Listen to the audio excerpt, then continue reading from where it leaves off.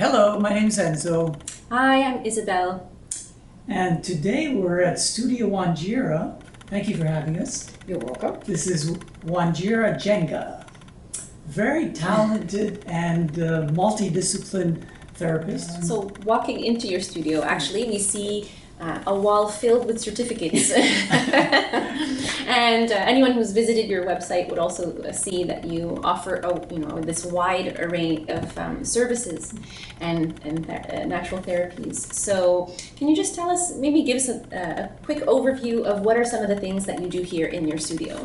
Okay, so I started off as a reflexologist. That was the first training that I did. And then I moved from reflexology to massage therapy. And then later went and trained as a yoga teacher. And then after that, I kind of added things from all over. So I do also structural myofascial release. I teach people meditation. I do deep tissue massage. I also offer infant massages for newborns. And I teach parents how to massage their babies.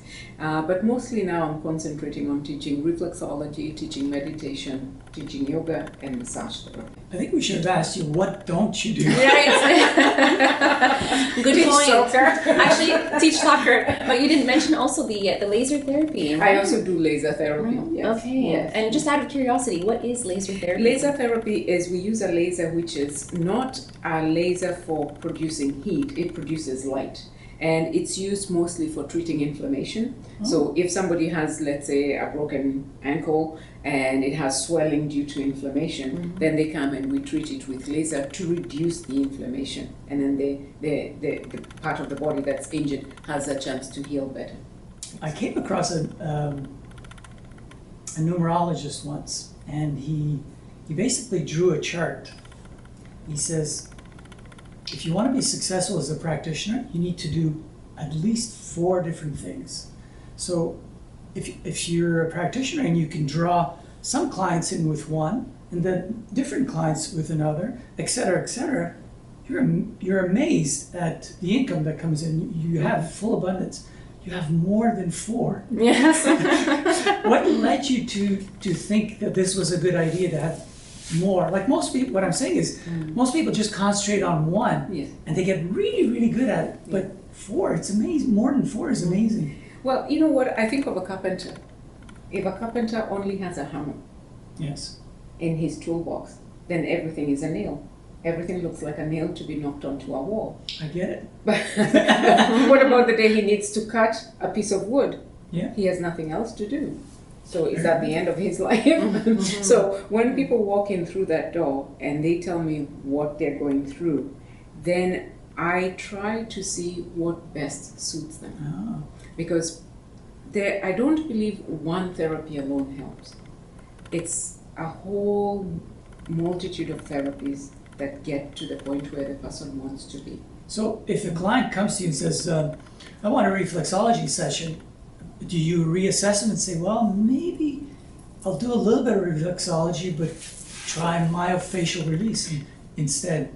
I don't know. Yes, that's exactly what I do. A client comes in, they tell me... They're open to it? Yeah, they're open to it. If they tell me, this is the problem I'm going through, do you think reflexology would help? And I'll tell them, if you want to do reflexology, we'll go that way. Yeah, that's all you want to do.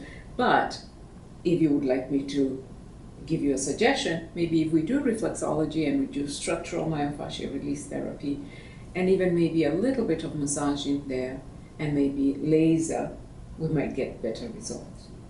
Sounds like a treat. Yeah. I don't know about you. It's comforting to know that there are Yes. all these different complementary, like you were saying, like they complement each other, and Yes. that it's not necessarily through one route that you're going to resolve a problem. Yeah. And it's funny because people ask later on, but I don't know what helped. And I say, does it really matter? Right. As long as you've got the help, does it really matter what helped? So you must be constantly busy. I am constantly busy, but I'm also happy to be busy. Yes. I'm happy to be busy. And, the more people I can reach, the better. So I'm happy to be busy. Good for you. And it's surprising because my clients kind of intermingle, my yoga students are my massage clients. You see? They come for Reiki, they come for reflexology. So they kind of, each business feeds off, each therapy feeds off the other. Yeah. So speaking of all these different therapies that are coming together under one roof, I was just curious to know more about, opening up a center. To me, anyway, it seems like a monumental, huge task.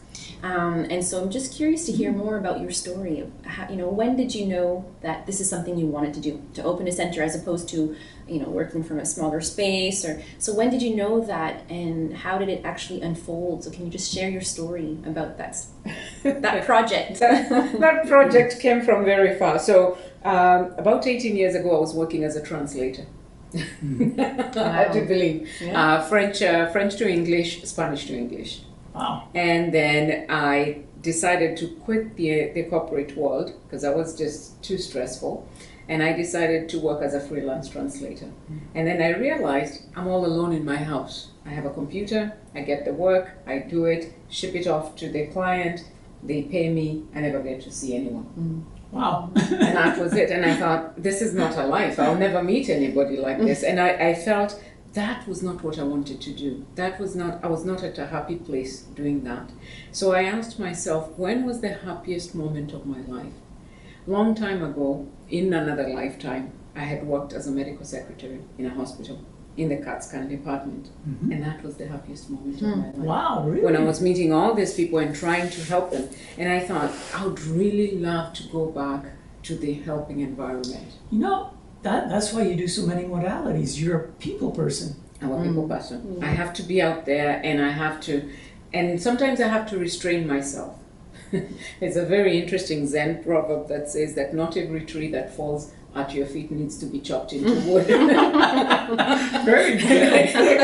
Not everybody who comes to me needs to be treated, but if I was left to my own devices, I would be treating everybody on the streets. Do you need help? I love that. See somebody walking with a problematic foot, and I would be saying, "Hey, come on, I'll help you." Anyway, so to cut a long story short, I decided to go back to the helping world, but not in the mainstream medical field. And so I trained as a reflexologist, and I kept on adding into that. And then my first office was at home. Then I moved to Point Claire Village because I wanted to reach a wider clientele. And I thought, I can't treat as many people as I want in this little place. And that's why I decided to add yoga, because in yoga I can reach more people. I teach Iyengar yoga, and Iyengar yoga, which is a style of yoga, is very much focused on alignment, safety, and really teaching the person in front of you. And that's why I switched to yoga, because I can reach more people. I can have 14 people in this room and 14 people leave happy, rather than treating one person. And that's why I decided to open the yoga studio, because I can help more people that way. And you were talking about it's Iyengar? Iyengar. Iyengar. Okay, and you're talking about how there's a bigger emphasis on alignment, and so I'm guessing, and correct me if I'm wrong, does that mean that if you have 14 people in the studio, they're not all going to be exactly looking the same way, and that's okay because everybody is different and they'll align? You got it. Everybody is different, and what I tell my students is you don't want to fit your body into the pose. Let the pose fit into you. So who cares what warrior one position looks like? It's what it feels in your body. Does it feel okay? And that's your warrior one. So Iyengar yoga is very much on looking at the body and seeing how that body can practice the poses in a safe way, and the person leaves feeling, oh, something has opened up. My breath is moving better. Yes. My knee is not hurting. I'm feeling better leaving the class. That sounds amazing. I know I've already been in yoga classes in the very beginning when I started to just try and drop into classes. And it's happened where I drop into a class where the instructor was not even looking at the class, or was not necessarily offering any help or correction. And then I would be in other classes where the instructor would come and just shift me ever so slightly, and all of a sudden, oh my God, whoa, this is what it's supposed to feel like. That's a teacher paying attention. Yes. Right. As opposed to just going through a routine. Yes. Yeah, and to be in the body, and to really fully embody that position, and so I mean, it really is a body-mind practice, and we know that. But that's that sounds really cool, and there could be a lot of competition too. We tend to look around, oh, this is what it's supposed to look like, and try to do it in the exact same way. But then there's also the potential of hurting ourselves. The potential of hurting ourselves. That's why there are no mirrors in a yoga room. Wow, interesting. I hadn't noticed. Yes, there are no mirrors in a yoga room because you don't look at anybody else. And the pose is supposed to be, what does it feel? Not what does it look like. Right. What does it feel in your body? So you go inward and see what it feels. Because yoga at the end of the day is a moving meditation, we say. So if you can sit and meditate and feel so good, that's the same way the pose should feel. It should feel good, not strenuous. Very good. Can we go back to reflexology? I know that you're a therapist, a reflexology therapist. You've studied the REC method, the Reflexology Association of Canada. Yes.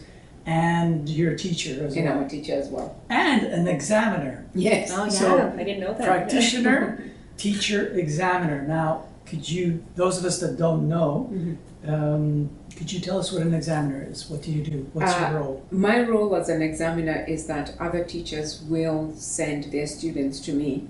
What the Reflexology Association of Canada has done is that it doesn't want the teachers to examine their own students. Makes sense. That way we keep it very clean and we help each other. So the students really get to know, okay, yes, I'm doing this correctly. The teacher is just not favoring me because I'm her student. So other teachers send their students to me and I examine their practical part of the exam. And I send my students to another teacher who will examine the practical part. So most of the teachers around are also examiners because we examine each other's students. So it's really interesting because, so now she has three, I guess you could say three sources of income or three different levels of just one modality. Yes.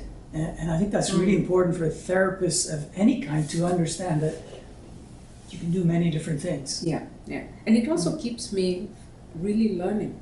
Yeah. Because as a teacher, I have to constantly keep myself updated with everything that's going on out there, as you know, with the human body.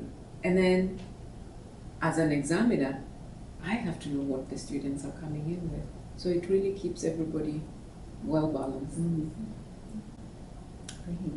So speaking of well balanced, so we've already talked about the studio and how it's just so, it covers so many different areas of wellness and natural health.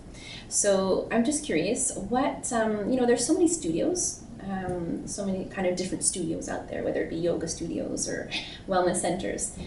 What makes Wanjira Studio unique, or different from the other studios? I think one of the things that makes it unique, and maybe this, some people may find it odd, is that when you come here, it's me you get. I'm the yoga teacher, I'm the yoga therapist, I'm the reflexologist. I hope you have somebody at the front desk. No, You see? when you call, you get me. So that really makes it unique. Right. That makes it unique because I want the person walking in through that door to feel that they were treated by the person they wanted to see. They were not shipped to somebody else who didn't understand their needs. So we sit down and understand. I really want to understand what is it that this person who has walked into my office needs, and can I help them? And sometimes I'm very honest. If I can't help, I will tell the person, look, I may not be able to help you, but maybe I know somebody else who can help you. So I like people to leave feeling, okay, I'm good, in a good place. And that's what makes me unique. That's really what makes this center unique. Absolutely. So it sounds like a very personalized approach, and not the kind of place where, like you were saying, well, this person's busy, so we'll send you to this, therapist and that, and people can sort of just get, shuffle around shuffled around. Whereas it takes a lot of humility also to be able to say, maybe this is not the best therapy, for what you're presenting, and let me refer you to someone. Yeah. So, sounds very, very personal. That's what we try to do. Yeah.